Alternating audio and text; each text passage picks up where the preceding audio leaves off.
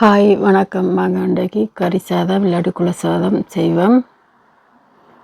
முதல்ல குத்தரிசியை கழுவி அடுப்பில் அவிய வைப்போம். சோறு அரைப்பதம் அவிஞ்சதும் அதுக்கு நாங்கள் மரக்கறியை சேர்ப்போம். உண்டா முதல்ல பைத்தங்காயம் உருளைக்கிழங்கு சேர்ப்போம்.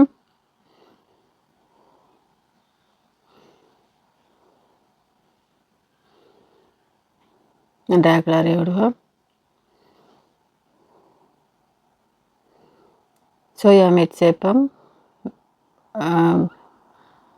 சோளன்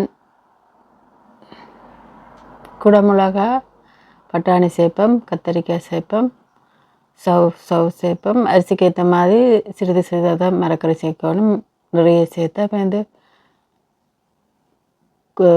மரக்கறியால் கூடிரும். கத்தரிக்காயை மூடி உள்ளுக்க விடுவோம், இல்லாட்டி கருத்துரும். இப்போ பருப்பை கழுவி பருப்பையும் சேர்ப்போம்.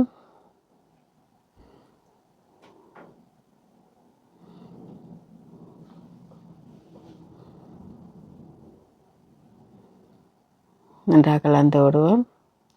ஒரு மரக்கறியும் சேர அளவு கூடி கொண்டு வரும். இப்போ பார்த்து தான் மரக்கறியின் அளவு சேர்க்கணும். தூளும் உப்பும் சேர்ப்போம். கலந்து விடுவோம்.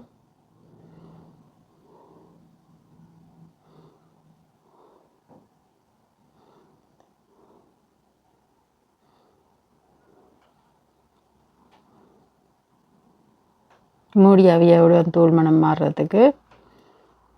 இப்போ மரவள்ளிக்கிழங்கு சேர்ப்போம். மரவள்ளிக்கிழங்கு எங்கள் கடைசியாக சேர்க்குறேன்டா கரைஞ்சிரும். இப்படி போட்டோம்டா நறுண்டு சோறோடு கடிக்கிறதுக்கு நல்லா இருக்கும். பூசணிக்காயும் சேர்க்கலாம். நான் சேர்க்கல, சவு சேர்த்தபடியோ பூசணிக்காய் சேர்க்கல, நீங்கள் வேணும்னா சேர்க்கலாம். மூடி திருப்பி அவிய விடுவோம். புளி சேர்த்துக்கொள்வோம். நான் பல புளி சேர்க்குறேன். தேசி புளியும் சேர்க்கலாம்.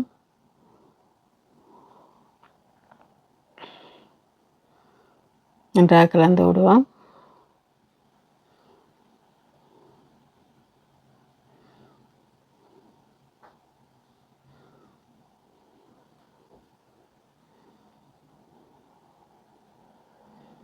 மூடி விடுவோம். அவைய இதமான சூட்டில் விடணும். கீழே எரியக்கூடாது, பார்த்து அடிக்கடி கிளறி விடணும். தக்காளி பழமும் கறிப்பாலும் சேர்த்துக்கொள்வோம். கறிப்பால் எடுத்து தேங்காய்பால் சேர்த்துக்கொள்வோம். நன்றாக கிளறி விடுவோம்.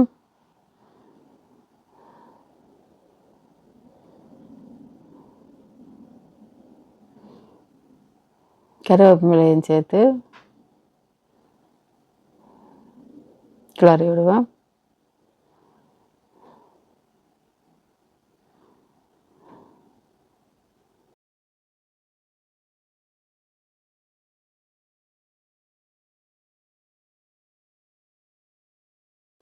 இப்போ வெங்காயம் பச்சை மிளகா உள்ளி சேர்த்து தாளிப்போம்.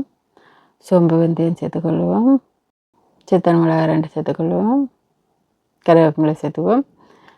தாளித்ததை நாங்கள் இப்போ அவிய வச்சு சொத்துக்க விட்டு நன்றாக கிளறுவோம். சோறு அருமையாக வந்துட்டு இதை நாங்கள் இப்போ சாப்பிடலாம். நீங்களும் இதை மாதிரி செய்யுங்க. இலகுவாக செய்யக்கூட ஒரே சாப்பாடு குல சாதம் தான். நீங்களும் செய்து பார்த்து எப்படி இருந்தான்னு சொல்லுங்கள். நன்றி, வணக்கம், பாய் பாய். அடுத்த வீடியோவில் சந்திக்கும் வரை.